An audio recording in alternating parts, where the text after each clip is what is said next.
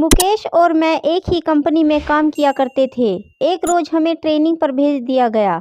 हमारी इससे पहले औपचारिक बातें ही हुआ करती थी, पर ट्रेनिंग पर हमें एक दूसरे को जानने का मौका मिला। हमें कमरे में एक साथ ही रुकना था। साथ रहकर हम आपस में काफ़ी घुल मिल गए थे। अक्सर रात को मुझ पर से चादर हट जाती तो मुकेश मुझे चादर उड़ा दिया करता था। मैंने उससे पूछा, क्यों जागते रहते हो रात भर? मेरी तो आदत है करवट बदल बदल कर सोने की, चादर तो टिकती ही नहीं। मुकेश ने मेरी बात का कोई जवाब नहीं दिया। अगले दिन वो कुछ शांत नजर आने लगा। रात को सोते समय मुकेश ने जो मुझे बताया वो न केवल दिलचस्प था बल्कि कुछ ऐसा था जो मानो ना तो मैंने कभी सुना था और ना कभी महसूस किया था। ऐसा कम ही देखने को मिलता है। बात केवल विश्वास की रह जाती है। मुकेश ने कहना शुरू किया, आप शायद यकीन ना करें, 2003 का साल था। टीवी देखना, लाइब्रेरी जाना, दोस्तों से मिलना जुलना मेरी दिनचर्या बनी हुई थी। ऐसे में एक दिन मैं अपने दोस्तों से मिलने उसके घर गया हुआ था। पता चला मेरे छोटे भाई दिनेश की तबीयत खराब है। मैं तुरंत घर को निकल पड़ा। वहां देखा परिवार के सभी लोग मौजूद हैं। दिनेश जोरों से चीख रहा है, जैसे उसी किसी तरह का दर्द हो रहा हो। उसकी हालत बिल्कुल भी देखने लायक नहीं थी। 3-4 लोग भी मिलकर उसे संभाल नहीं पा रहे थे। पिताजी ने कहा, इसे तुरंत डॉक्टर के पास ले चलते हैं, पर माँ ने मुझे चुप रहने का इशारा किया। दिनेश चीखता और बेहोश हो जाता। दिनेश की चीखें अब भयानक होने लगी थी। कोई उसका सिर दबा रहा था तो कोई उसकी छाती मल रहा था। नानी ने कहा, इसे पूजा घर ले चलो। इतना सुनते ही दिनेश जोरों से चीखा। शायद ये बात उसे पसंद नहीं आई। उसे घसीट कर पूजा घर में लाना पड़ा। यहाँ वो और भी जोर से चीखने लगा। उसे संभालना मुश्किल हो रहा था, तो हमने उसे कुर्सी से बांध दिया। फिर नानी ने उससे प्रश्न किया, बता कौन है तू? सुनकर दिनेश गुस्से भरे स्वर में गया। उसका सिर और छाती अब भट्टी की तरह तपने लगा। उसे अब संभालना मुश्किल हो रहा था। नानी ने फिर से कहा, बता कौन है तू? इस बार दिनेश ने गुस्से में अपने दांत पीस लिए। उन दांतों को किटकिटाने की आवाज़ मेरे कानों में दर्द करने लगी थी। उसके बदन की सारी हड्डियां कड़क रही थी। आखिर में उसने अपनी जुबान बाहर निकाली, जो काली पड़ चुकी थी। यकीन नहीं हो रहा था कि किसी इंसान की जुबान खींचकर इतनी लंबी हो सकती है। नानी ने फिर अपनी बात को दोहराया, बता कौन है तू? कहाँ से आया है? इस बच्चे ने तेरा क्या बिगाड़ा है? जहाँ से भी तुम आए हो वहीं लौट जाओ। बदले में जो कुछ भी मांगोगे हम तुम्हें देंगे, लेकिन इस बच्चे को छोड़ दो। दिनेश ने अपना आपा खो दिया। वो उसी तरह करहाता, दांत पीसता, चीखता चिल्लाता और बेहोश हो जाता। होश में आने पर उसे संभालना मुश्किल हो जाता था। मुझसे यह सब देखा नहीं गया। मैं बाहर आ गया और रोने लगा। उस वक्त मैंने हनुमान जी को याद किया, मंदिर में दिया भी जलाया। रोते रोते भगवान से दिनेश के ठीक होने की प्रार्थना की और वापस दिनेश के पास आ गया। दिनेश के रोने चीखने से वहाँ अब जमघट लग चुका था। लोगों की भीड़ में भी दिनेश उसी तरह की हरकतें किया जा रहा था। उसके शांत होने पर मैंने उसे पानी पिलाया। पानी पीने के बाद वो और भी भयानक रूप में आ गया। उसका चेहरा एकदम काला हो गया, आंखें सुर्ख लाल हो गई। यह वो दिनेश नहीं था जिसे मैं पहचानता था। ऐसा लग रहा था जैसे उसकी आंखें फट कर बाहर आ जाएंगी। पास आने पर वो हर किसी को काटने को दौड़ता, अपना मुंह नोचने लगता और फिर शांत हो गया और रोने लगा। मैंने पूछा, कौन हो? क्यों हमें परेशान कर रहे हो? दिनेश ने मेरी तरफ ऐसे देखा जैसे मेरी जान ले लेगा। दिनेश कुछ देर तक मुझे घूरता रहा। वो दिनेश नहीं था, उसकी जगह कोई और ने ले ली थी। सबको बारी बारी घूरने के बाद उसकी आंखें अपने कोटर में गोल गोल घूमने लगी। ऐसा नज़ारा जीवन में पहली बार ही देख रहा था, बल्कि मैं तो ये कहूँगा यह सब कुछ जीवन में पहली बार ही देख रहा था। वो चीखना चिल्लाना, वो भयानक सी हंसी, वो दांत पीसना, किटकिटाना, दर्द में कराहना, हड्डियों का एक साथ कड़कना, सब कुछ एक मनहूसियत में बदल चुका था। फिर दिनेश ने एक लंबी सांस खींची और छोड़ी। उसकी सांस की दुर्गंध इतनी थी, सब अपना मुंह ढक कर घर से बाहर निकल गए और वो पागलों की तरह हंसा। वापस अंदर जाने पर दिनेश फिर सभी को घूरने लगा। हमने वापस उसे पूछा, कौन हो तुम?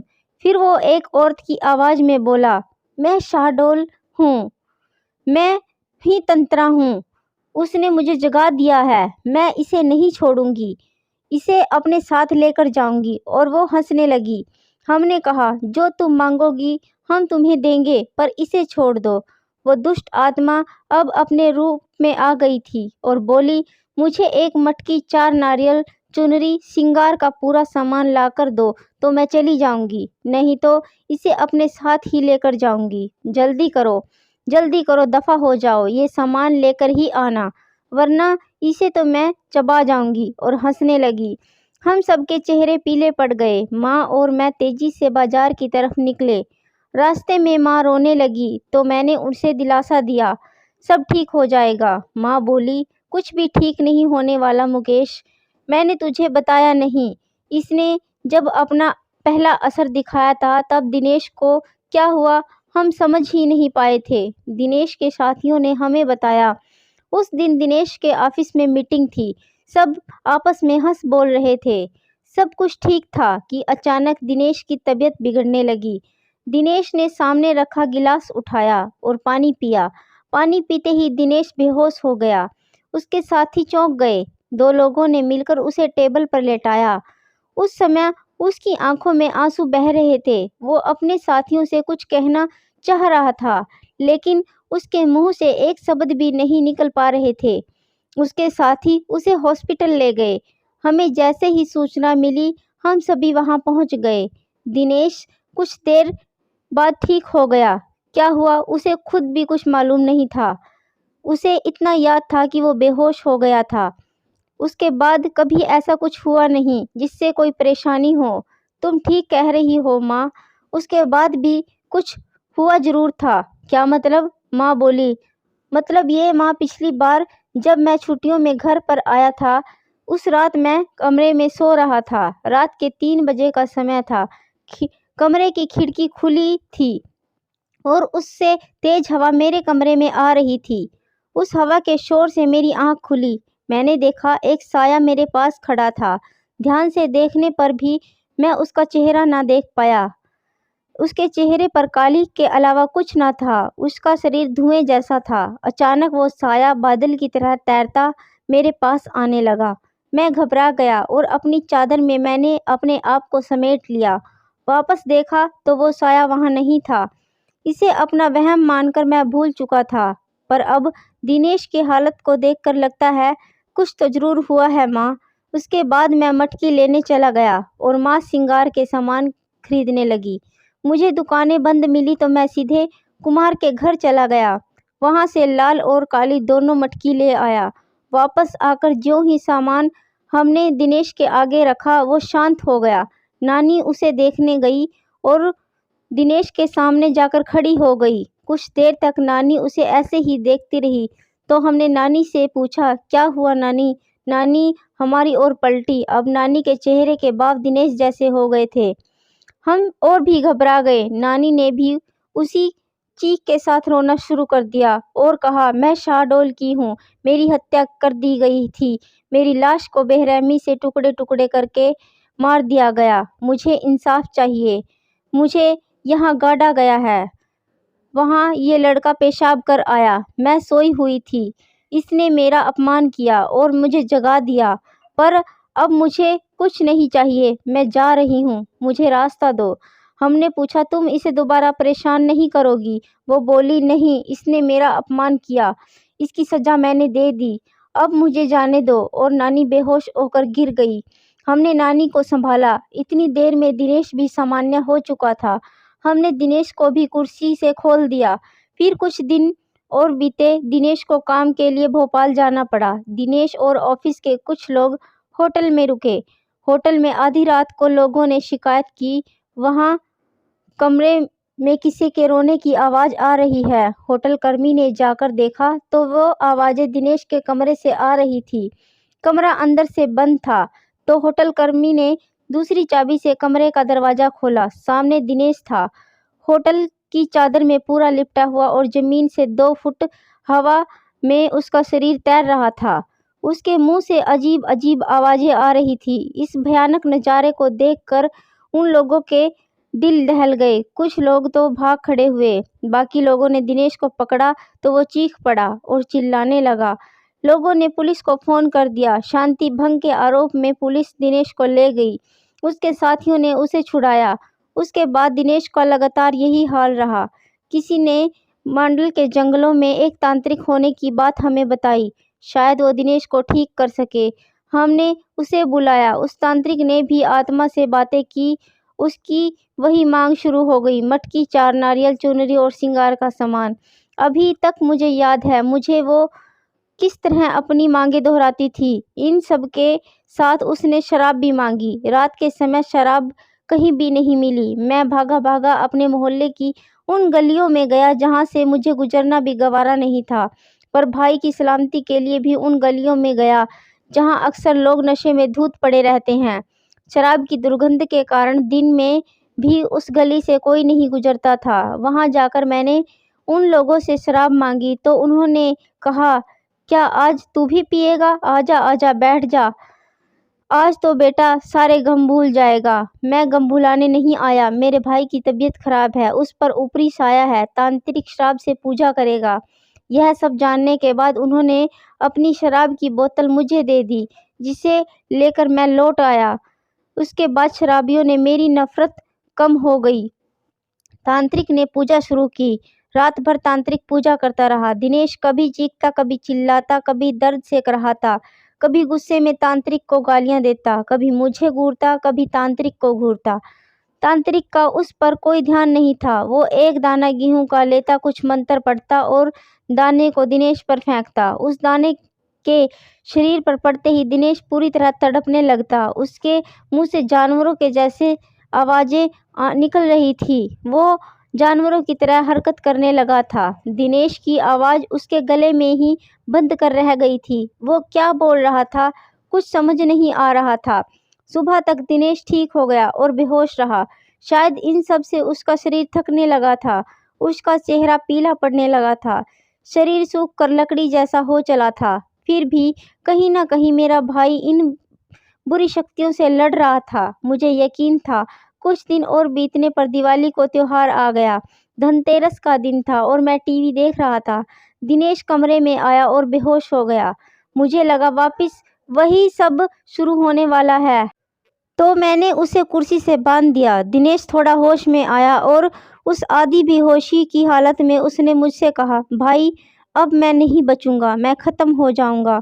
यह सुनकर मेरी आंखों में आंसू आ गए। मैं अपने भाई को इस तरह ज़िंदगी से हारते नहीं देखना चाहता था।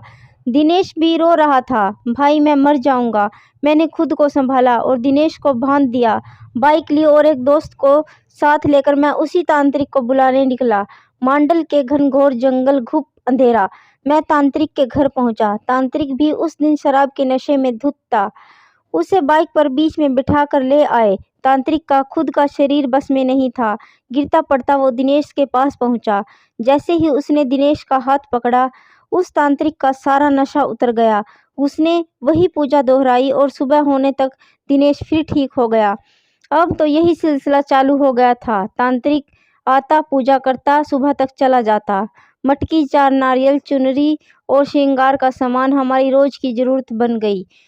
ये सब चीज़ें अब घर में हर समय मौजूद रहने लगी। रोज रात घिरते घर में मनहूसियत सी छा जाती। घर में एक कोने में शराब की बोतलों का ढेर इकट्ठा हो गया था। ऐसा कोई मंदिर नहीं बचा, कोई मस्जिद नहीं बची जहां दिनेश का इलाज नहीं करवाया। अंत में किसी ने कलकत्ता के काली मंदिर जाने का सुझाव दिया। वहां जाकर दिनेश का इलाज कराया। यहाँ भी उसकी वही मांग थी, मटकी, 4 नारियल, चुनरी और श्रृंगार के सामान की। पर पुजारी के ने साथ साथ कुछ नींबू, लौंग और कफन भी मंगवा लिया। इस बार की पूजा मुझे कुछ विशेष लगी। पुजारी हर बार कुछ मंत्र पढ़ता और उसे नींबू में फूंक देता। उसमें लौंग चुभा देता, फिर उस नींबू को कफन में लपेटकर एक मटकी में डाल देता। दिनेश को इससे बहुत दर्द होता और वो बेहोश हो जाता। होश में आकर दिनेश की फिर वही हरकतें चालू हो जाती थी, पर पुजारी अपने काम में लग रहा। जैसे ही उस आत्मा की बारी आई, वो कहने लगी, मुझे छोड़ दो, मुझे छोड़ दो, जाने दो मुझे। पुजारी बोला, तू इसे फिर परेशान करेगी। नहीं करूँगी, नहीं करूँगी, मुझे माफ़ कर दो, मुझे जाने दो। पुजारी, क्यों परेशान कर रही है इस बच्चे को? पीछा छोड़कर इस बच्चे का वापस जा, लौट जा जहाँ से भी तू आई है। पुजारी ने ऐसा 8 से 10 बार किया और तंत्रा को भी उसने कैद कर लिया। अंत में पुजारी ने वो मटकी हमें दी और कहा, इस बच्चे के अंदर दुष्ट आत्माओं ने डेरा जमा लिया था। सारी आत्माओं को इस मटकी में कैद कर लिया है। इसे ले जाकर शमशान में गाड़ दो और ध्यान रहे नंगे पैर ही जाना। हम उस मटकी को शमशान गाड़ आए। ताज्जुब तो यह था कि पूरा रास्ता जंगल होकर गुजरता था। रास्ते में नंगे पैर एक भी कांटा न चुभा। ऐसा लग रहा था जैसे रूई पर चलकर हम उस जगह तक पहुंचे थे। उसके बाद दिनेश ठीक तो हो गया, पर काफ़ी कमज़ोर हो चला था। केवल खाने और दवाइयों के लिए ही बिस्तर से उठ पाता था। इस वाक़ये के बाद मेरा उन चीज़ों पर विश्वास हो गया जिन्हें मैं पहले कभी नहीं मानता था। 5 सालों तक इस मुसीबत को झेलने के बाद हमारी हा हालत ख़राब हो गई थी। सर पर कर्जा हो गया था। धीरे-धीरे हम भाइयों ने वो कर्ज भी चुका दिया। हम कई और दिनों तक दिनेश की देखभाल में रात भर जागते थे। मैं उसके खाने का समय और दवाइयों का ध्यान रखता था। रात में उठ-उठ कर देखता था दिनेश सो रहा है या नहीं। उसकी चादर ठीक कर देता ताकि वो आराम से सो सके। आज भी मेरी यही आदत है। बस यही बात थी, ऐसा कहकर मुकेश चुप हो गया। इस कहानी को ध्यान से सुनने के बाद अंत में मैंने मुकेश से कहा, बेशक यह कहानी किसी के लिए बेमिसाल हो या ना हो, लेकिन तुम दोनों भाइयों का आपसी प्यार बेमिसाल है। तो गाइज़, मेरी कहानी आपको कैसी लगी? Please comment, like, share and subscribe कीजिए।